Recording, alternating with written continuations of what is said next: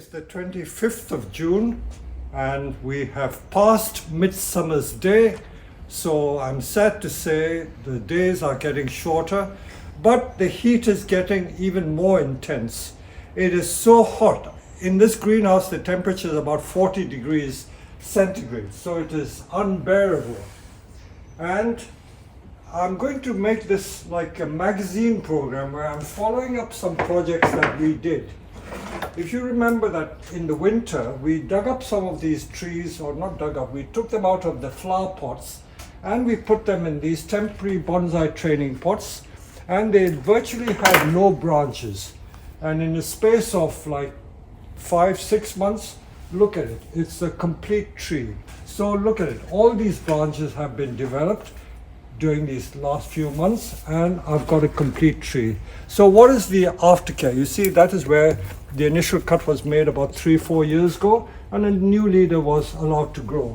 You can keep refining it. You see some branches I took off. You can remove those little ugly bits. Now this is the back of the tree. The front is usually the side that you can see the trunk best.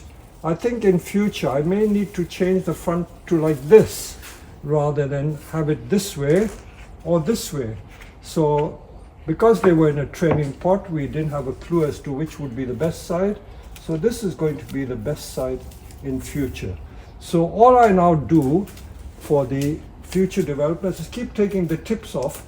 The more tips I take off, the more ramification you would get. So you're going to get even more twigs. As simple as that. I'm not going through with the scissors, looking at each particular twig and doing that. Some people like to do it because it makes them look important, makes them look like a doctor or surgeon, but it's not. It is simple, ordinary plant care. And gardener's job is not like a surgeon's job, so it's very simple. So that is going to be the future direction of the tree with this as the front. So that is one completed one. Not bad for 5 months to get a complete tree. Now this is another one we did at the same time, and again the same principle for making maple bonsai. You see this trunk was over 1 inch in diameter is cut, and you see how it's callousing. If you come close, you see this healing over is called callousing. And in time, the callus will be all over the trunk. You can remove some more of the dead wood. You can even carve it out if you wish. And the callus will spread all over the cut that you've made. So again, we got to decide the front, but the new leader is growing. If I wanted the leader to thicken much more, I would leave this uncontrolled. I would not prune that at all. It may not look so good, but by letting everything grow, all these shoots grow, you're going to feed back into the branch here, and this new leader would thicken much quicker. So rather than to try and make it look presentable now, I have to sacrifice something. Sometimes in life you've got to look to the long term and not just look for short-term gains. So let me just bring a piece of paper to show you what I mean. Ideally, if I wanted to make the tree saleable like today or tomorrow, I would cut all those off and give a conical shape, and that would be it. But I'm going to leave these bits growing because I want to thicken the leader. That's how you get the thicker leader. So I would leave that alone. So that is another one. Another of the trees that we took out from the flower pots and put in there, I think this was also mountain maple. So again, maples that we use from the nursery are all done in the same way. A heavy cut at the top. So this tree must have been like 5-6 foot tall. Cut it down to about, this is about 18 inches. And then the new leader has grown. Now I show you all the problems that I have. Now this tree is not looking its best because I told you we are going through a very unusual summer where throughout the month of May we didn't have rain for 6 weeks, and the heat has been so intense that it has burnt all these leaves. So it has burnt all these leaves.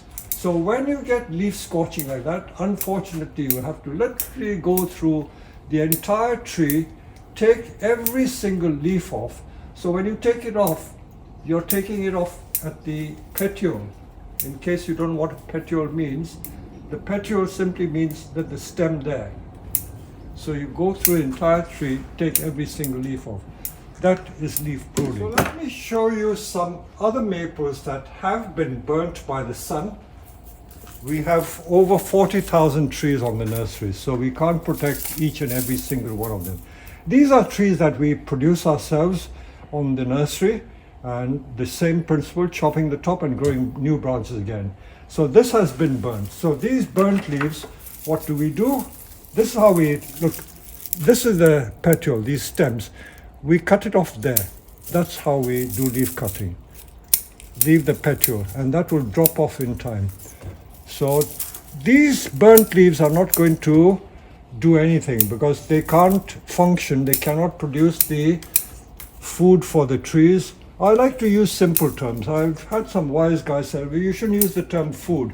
Well, they're producing chlorophyll, and that in turn feeds the tree. So for all intents and purposes, we're talking of how the tree grows by converting the sunlight and making food to strengthen the branches. So when they get burnt like this, we are going to remove every single leaf off. What happens if you leave some leaves on? If you leave some leaves on, they will continue to grow, but the other leaves will not be so incentivized to come out into leaf because the other leaves are doing its work. So to be effective, the leaf pruning should be done throughout for all the leaves that are on the tree, completely removed. And now this one, some of the leaves we removed 2 weeks ago. Look at these new shoots that are coming. These are the new leaves that are coming. This is what you will get. You get new leaves growing completely all over again. Show you another one. Now this one also was burned, so we removed some leaves. So this is what we do.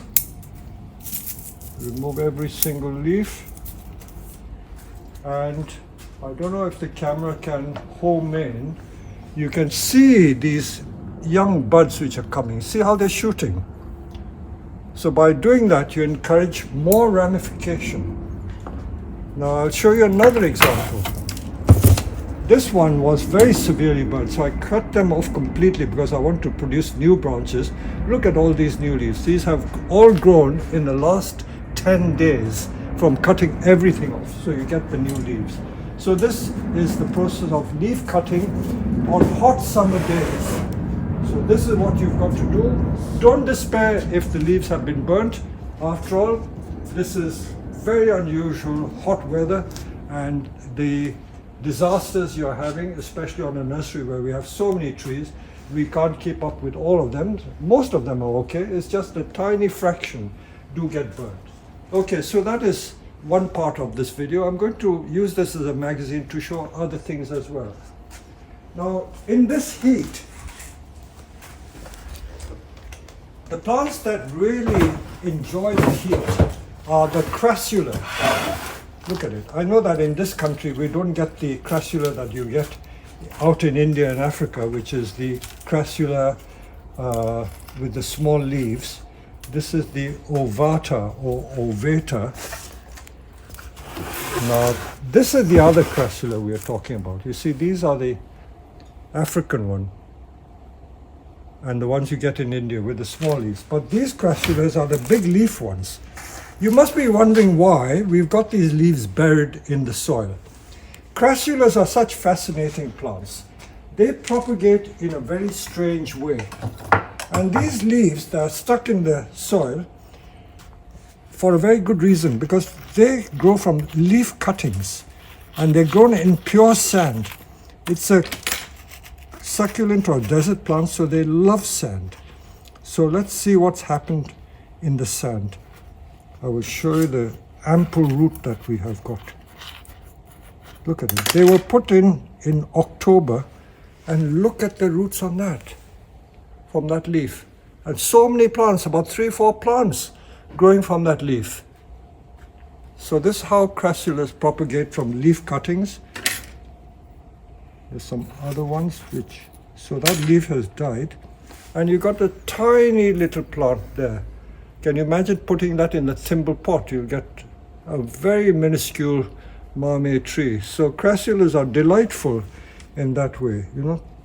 So they propagate very easily. Every single leaf you put in sand, I'm not even putting it in soil, will root. Look at that, another one.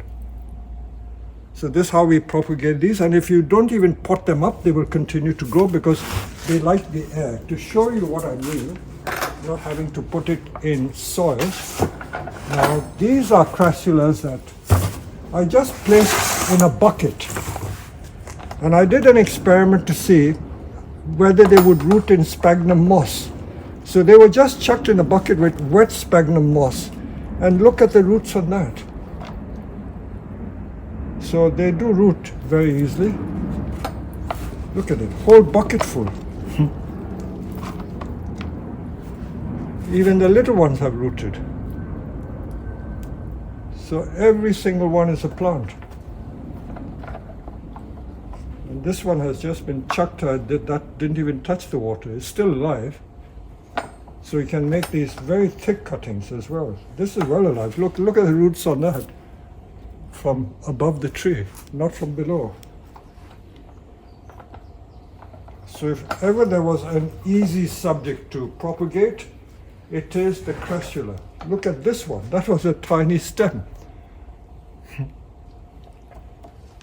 So it is such fun. Okay, so that's what, now we've got this variegated one. This is the one that has, no, this is the one from my big crassula, not the variegated one.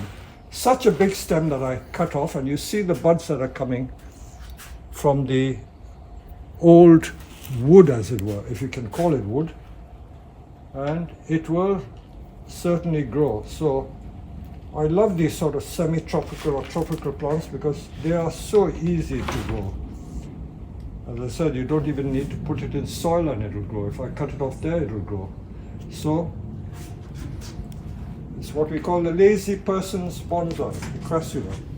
Now there's one more thing I need to show you, and this is the ficus that we did. I will again dig up that video where we took a gangly tree, cut it right down, and we produced a completely different tree. Now every bit I cut off, look at that. This is a tiny twig that I cut off, I put in there, and I dare say this is rooted as well.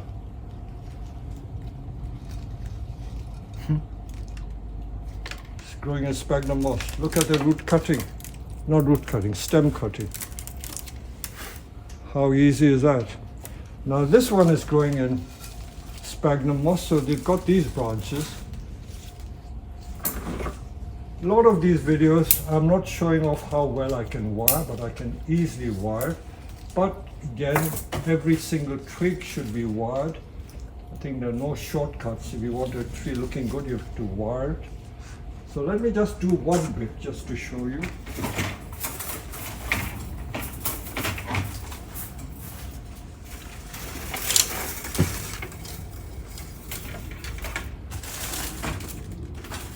Again, using the right grade of wire is very important. I think this is 2.5 mil wire.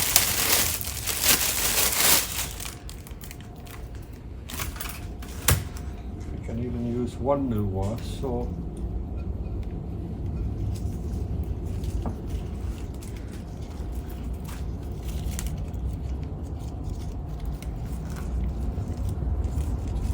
to get decent results, whether they are tropical trees or temperate climate trees, pines, junipers, except maples, most bonsai, if you want them to look good, they need a bit of wiring. You can't get away without wiring. So I'm so, what you call it, careful with not wasting anything that I even like to propagate every tip of the shoot that I cut off. So these, if I wanted to, will become potential cuttings that I will propagate from.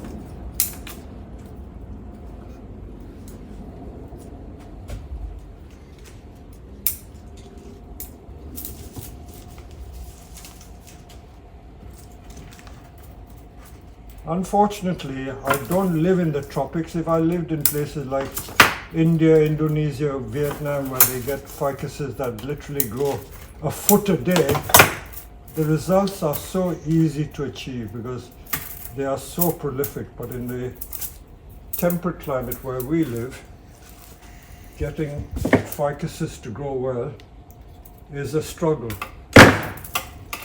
This hot climate that we are experiencing, the hot weather I should say, is very unusual.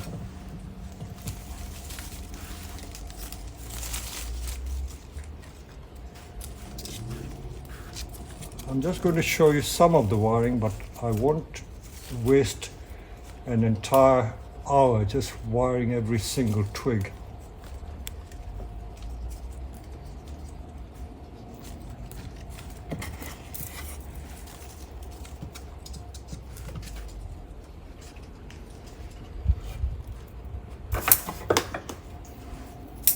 Don't worry if you leave bare stems, because ficuses, believe it or not, are very prolific in producing new leaves and new shoots.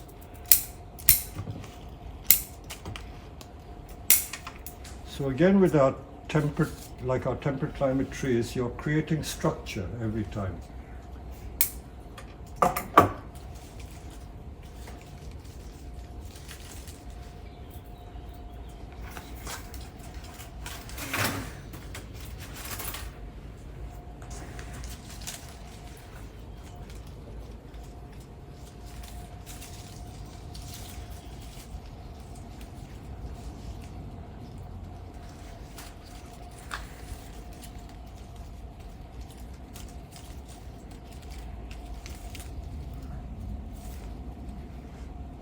I haven't decided which is the front and which is the back yet, because I like, as I always say, leave an open mind, because what you sometimes think is the front could turn out to be the back when you've done the wiring. So my basic design is always the triangular shape. As long as you create a triangular shape, you can't go far wrong.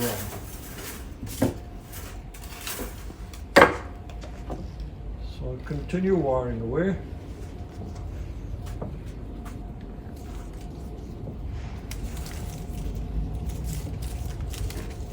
I'm going to stop in a minute because it's far too hot. I can't bear the heat.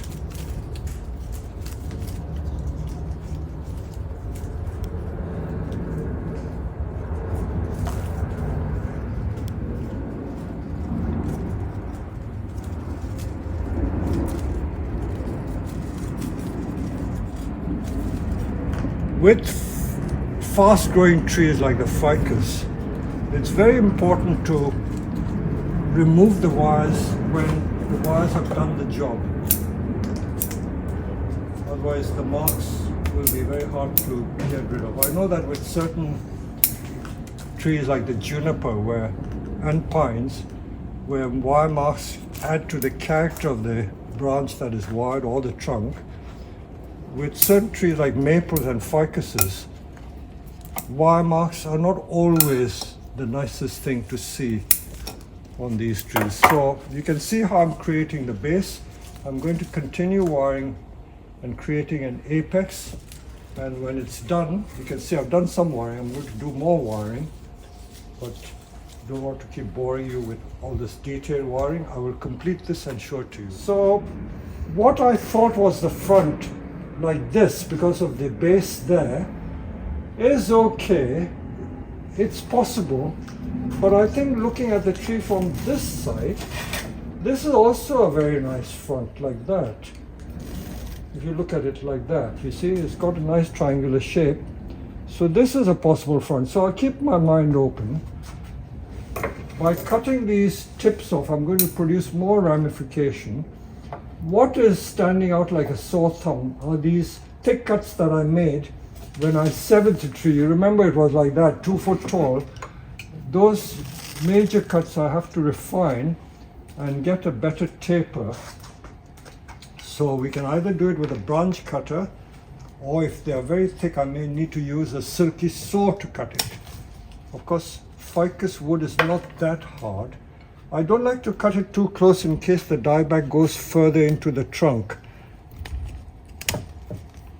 This is a wen cutter that I'm using.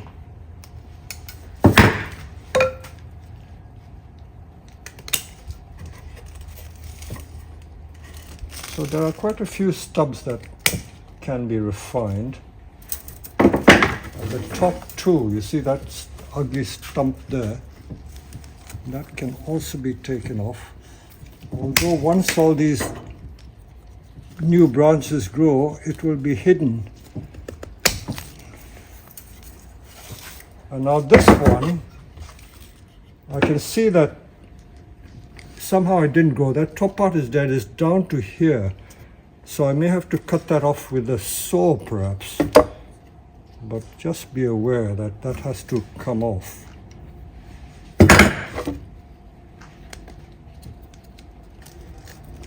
As I say, ficus wood is not that hard. I might use the big lopper. Okay. And then you can probably pare it down.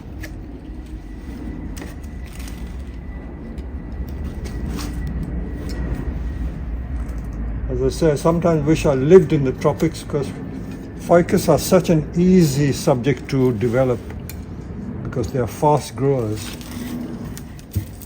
So I've done that to the tree. So this is a possible front.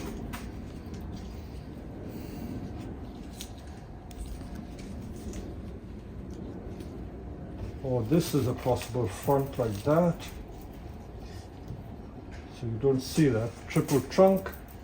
I'm not rushing to put it in a bonsai pot yet because the owner hasn't come to collect it, but he will be happy to see what we've transformed from the original tree. So I'm going to feed it well and hope it's going to produce more shoots. So this is the outcome of another very long-standing project. I'll dig out the original video where we cut it down from that big, tall, gangly looking tree. So that's that one.